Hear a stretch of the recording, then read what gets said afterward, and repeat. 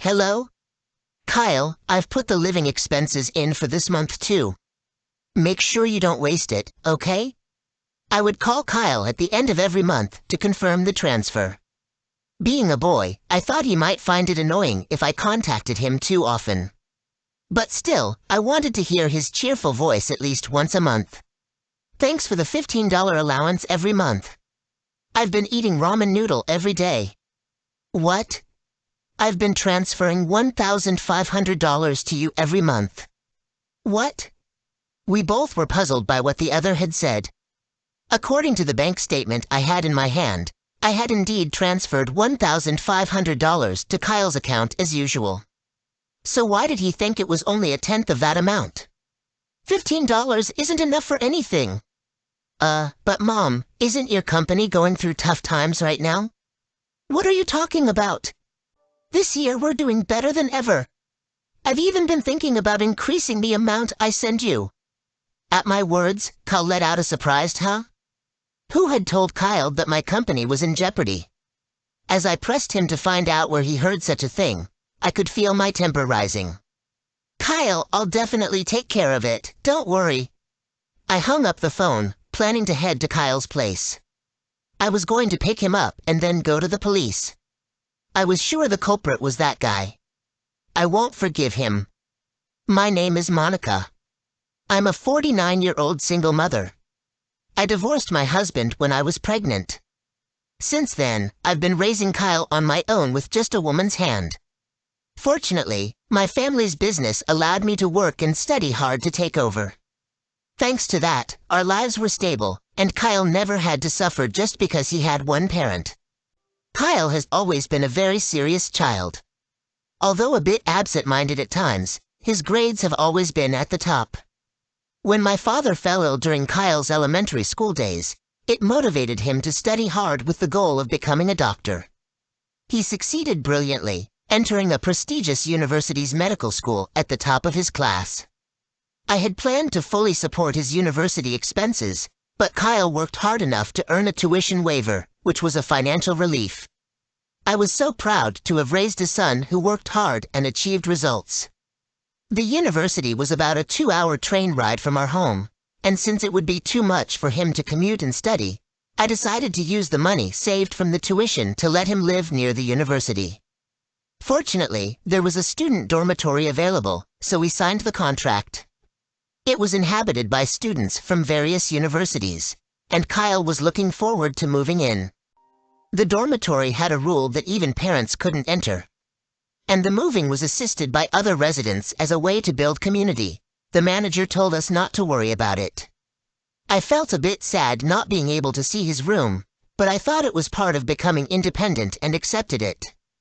For a few days after he started living on his own, Kyle contacted me regularly. However, after about a week, his messages became less frequent, and after a month, I hardly received any replies. He must have been busy with a lot of things since he just started university and wouldn't have much time to contact me. No news is good news, they say, so I assumed he would get in touch if something came up. With that in mind, I decided to wait and see. It was about a week before the summer break when Kyle finally got in touch. He talked excitedly about how much he enjoyed his classes, that he started a part-time job, and that he was busy every day, and that he planned to come home for the summer holidays. Hearing Kyle's lively voice, I let out a sigh of relief. And Kyle asked if he could bring a friend along when he came home for the holidays. Apparently, the boy from the same dormitory had no one at home during the holidays and planned to stay by himself, so Kyle invited him to come over. Considering Kyle has always been a bit shy, it must mean they really hit it off for him to invite someone over. I agreed without hesitation. Hello. When I saw the friend Kyle brought home for the holidays, I was speechless. I had assumed he would look as reserved as Kyle. However, standing at the front door was a boy with blonde hair and several piercings in both ears. Welcome. Ah, are you Kyle's mom? You're so pretty.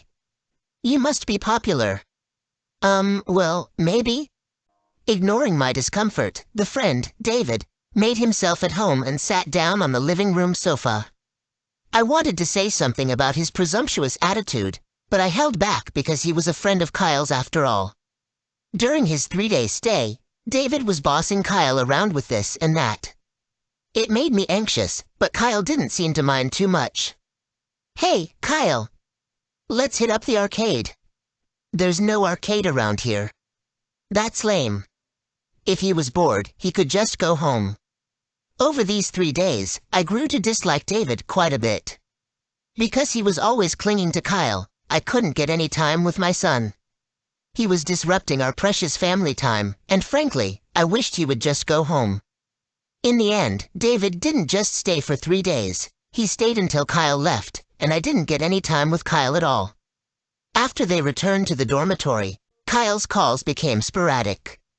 Still, I received a thank you for the money and a brief update on his life once a month, so I believed he would be all right since he was almost an adult. But come fall, I got a call from Kyle mid-month, which was unusual. "Sorry, I've been a bit busy and can't work my part-time job. I can't make rent. Could you send me some money? Is it because of exams? But I'm not thrilled about you overspending. I'll send it this time, but be careful from now on." When I said that, Kyle replied with a dispirited "I'm really sorry." It was unlike Kyle to run into money trouble, so I had a feeling David might be involved. "Hey, is there something you're struggling with right now?" "I'm fine. Thanks for everything. Don't overdo it, all right?" "Got it." Kyle's lack of energy in his voice concerned me, but I thought he must be feeling down because it was the first time he had money problems. Then, at the end of the next month, I called Kyle. "Hello? Kyle, I've put this month's living expenses into your account. Don't waste it, okay?" I always called him at the end of the month to confirm the transfer. I figured calling a young man too often might be annoying, but I still wanted to hear his cheerful voice at least once a month. "Thanks for the $15 each month. I'm eating ramen noodle every day." "What?" "I've been transferring $15,000 every month." "Huh?" We both were puzzled by what the other had said. According to my bank book, I had been transferring the usual $15,000 into Kyle's account. So why did he think he was only receiving 1/10 of that? $15 isn't enough for anything. "But, Mom, isn't your company having a tough time?" "What are you talking about? This year's been our best yet. I was actually thinking of increasing the amount I send you." Kyle responded with a surprised "huh" to my words.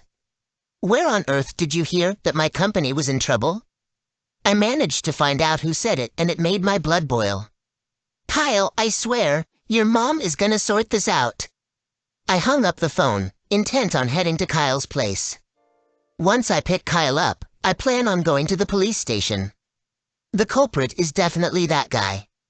I won't forgive him. I took a cab from the nearest station and stopped near the student dorms. Then I called Kyle and told him to sneak out. "Make sure no one sees you, okay?" "Why?" "Just do it."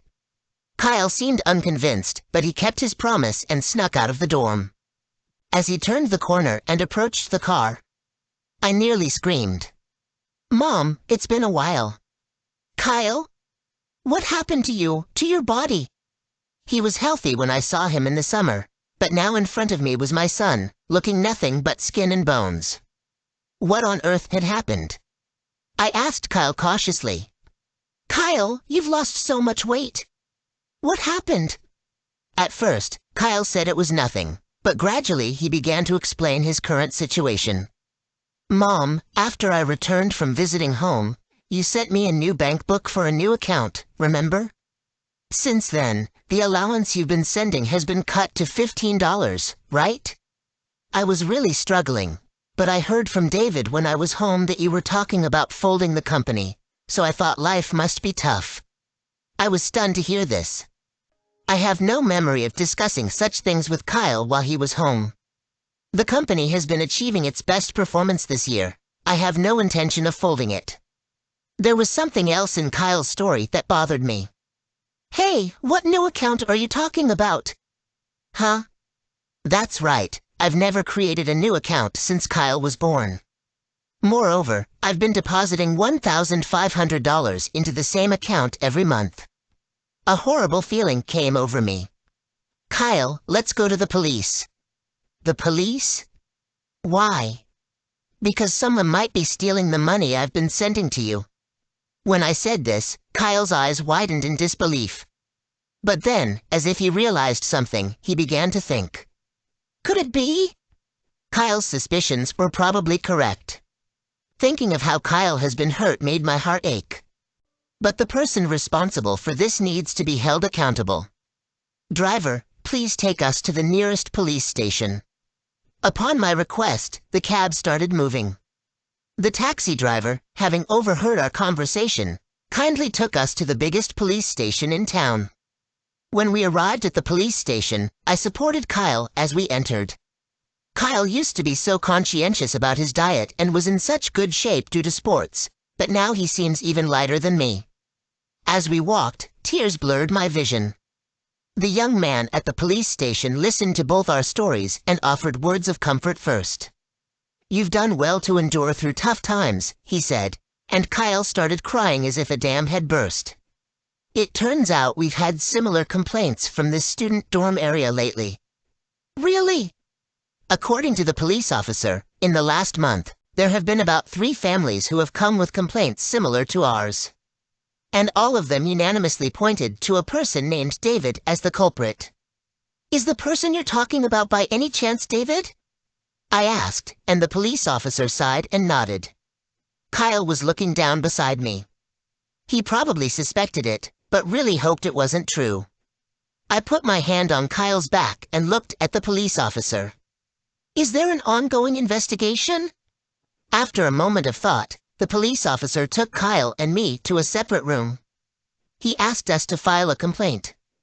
Of course, I agreed and immediately filled out the complaint form. After submitting it, an officer sat down with us and explained the current status of the investigation. David was like the contact person, getting close to the victims to obtain their account and PIN numbers to withdraw the funds. And it seems that they are currently investigating whether a certain man is the one receiving the stolen money. I stood up in shock when I saw the photo they presented. I know this man. Excuse me. Even the police seemed surprised, their eyes wide as they looked over at us. I took a deep breath to calm my pounding heart. Then I began to talk about the man in the picture. That's John Miller, right? He's my ex-husband and Kyle's father. Wait, my dad? Yes, the man in the photo was John, my former husband. The reason for our divorce was a mix of financial issues and affairs. After the divorce, I lost touch with him and never received child support. I thought it better that Kyle not meet him and be influenced negatively, so I never followed up on John's whereabouts. But I never imagined he'd be involved in a police matter. I felt a chill run through me. Basically, Kyle had been scammed by both an important friend and his biological father. Kyle was so shocked that he just stood there with his mouth open. Actually, we've found out that John and David are father and son as well. What? David had told me before that he was the same age as Kyle. Kyle's dorm does thorough ID checks, so that was probably true.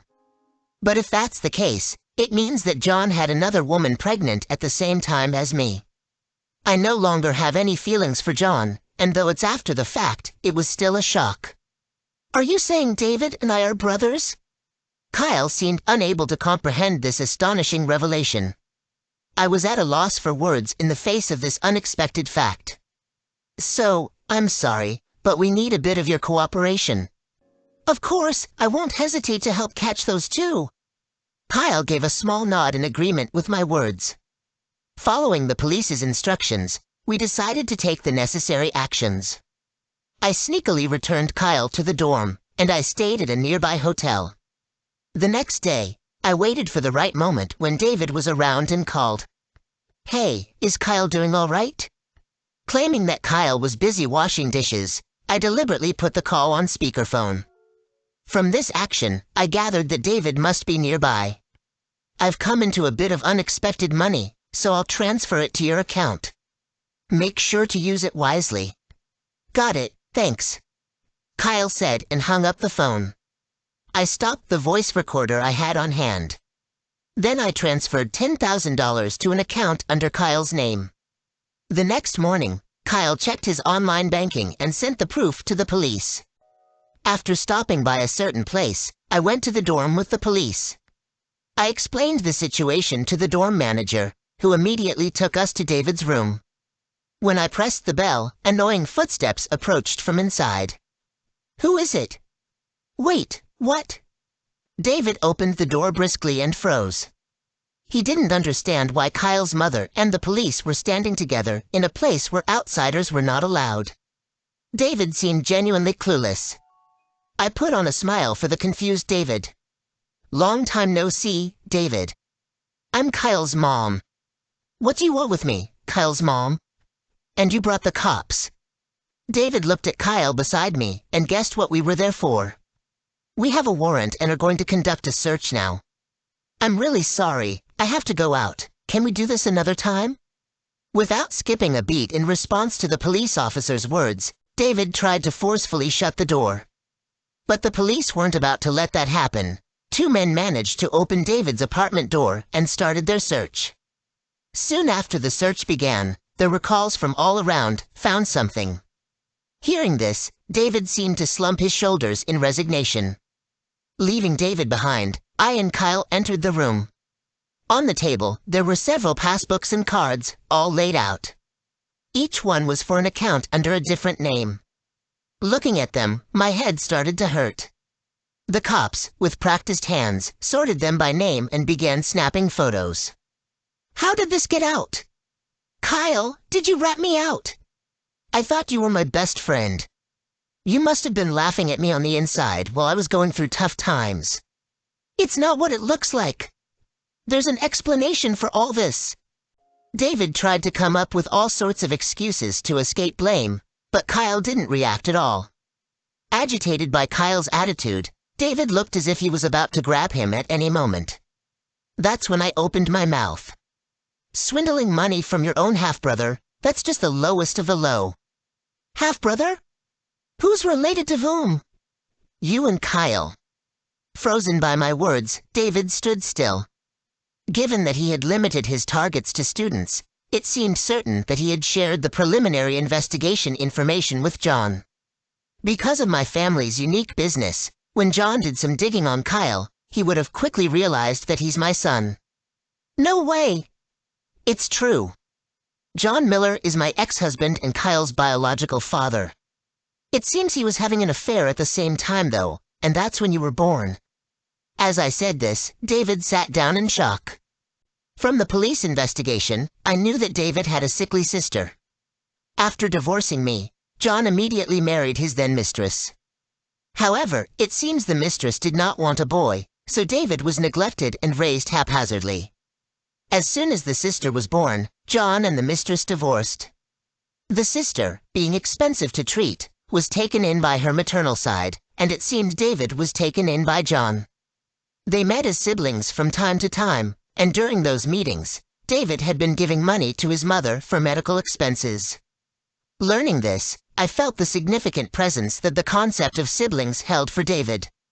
And it seemed my hunch was correct. I've been exploiting my own siblings. With those final words, David was taken away by the police. I and Kyle just went to the police station and were shown only the parts of the confiscated passbooks that concerned us. It turns out David had been getting people drunk or accompanying them shopping, and when stopping at the ATM, he would take note of the pins. Later, he would visit their rooms and take the passbooks, cards, and even IDs. The reason he had come back home with Kyle during the holiday was to check if my family was wealthy. He would then create new accounts, hand them over to the victims, and whenever money was deposited into their original accounts, he would withdraw everything, only to deposit a little back into the new ones. No wonder I couldn't figure out what I had spent my money on when I updated my passbook. Now it all made sense, and I sighed. It didn't take long for David to name John as an accomplice, and by the next evening, John too had been apprehended. I went to the police and shared everything about John's background with them. A little while later, I went to visit John. Kyle wanted to come, but I asked to go alone this time and had him wait outside. John, whom I hadn't seen in 20 years, had aged, but his attitude of looking down on others was still there. Man, I've really done it this time. Got too carried away, I guess. Without a hint of remorse, that's what John said, and I couldn't hold back my anger. But yelling now would just wash away all the effort I've put in so far. I forced a smile. Pathetic, aren't you? Lost it all on the horses. But hey, I'll just call my folks after ages and get out of here soon. John replied casually, as if making small talk. I slapped a piece of paper in front of him. His smug look changed instantly. Hey, what the heck is this about? Oh, that. I told your parents everything about you. His parents, decent folks, kept in touch with me even after our divorce. They told me to bring this when I said I was going to see you today. What are you talking about? This is a disownment letter. John lunged at me from behind the glass. I calmly replied, You wouldn't understand their hardships, would you? They've been putting off seeing their own grandson, Kyle, because of your mess. You should have let me see him. Don't you dare say that, after all you're running away. Raising my voice, a cop in the room told me to calm down. I took a deep breath to settle down. Anyway, this means I can finally show your mother her grandson. Oh, and about David. What about David? He's got nothing to do with you. He doesn't want to see you ever again. Says he doesn't want anything to do with a father who'd exploit his own kids. Your mom said she'd take him in. You're kidding. Without him, how am I supposed to live? John sounded so pitiful that I just had to laugh. Well, maybe you should start working and pay off your alimony. Monica, come on, we go way back, right? Help me out. How funny. Whatever we had ended 20 years ago. I answered with the biggest smile of the day, and John looked utterly hopeless. Feeling a wave of relief, I walked out of the visiting room without looking back. John's other crimes came to light, and he got a prison sentence. He won't be out for at least 5 years, giving us all some peace of mind. David, being a minor, ended up on probation.